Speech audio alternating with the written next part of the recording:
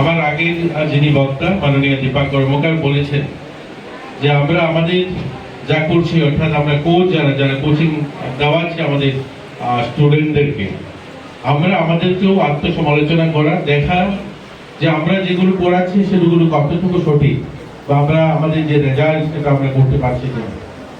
দেখুন, আমাদের রাজ্যে অনেক ছোট রাজ্য, সেই সংখ্যায় যদি বলি যে অনেকগুলো আমাদের ভারতের বড় বড় রাজ্যগুলোর একটা জেলার সমান আমাদের গোটা রাজ্যের জনসংখ্যা, কিন্তু জনসংখ্যার নিরিখে আমাদের যে মেডেল ট্যালিটা সেটা খুব একটা খারাপ নয়। কিন্তু বড় বড় অনেকগুলো টুর্নামেন্টে আমরা দেখি যখন সর্বভারতীয় স্তরে আমরা পিছিয়ে পড়ছি।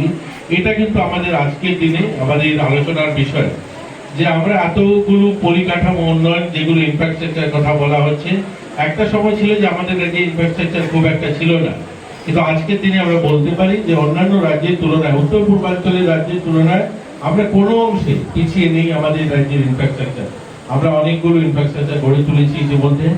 আমাদের খেলাধুলারও আমরা গ্রামীণ স্তর থেকে ছেলেমেয়েদেরকে তুলে আনার জন্য অনেকগুলো ইনিশিয়েটিভ আমাদের দপ্তর নিয়েছে।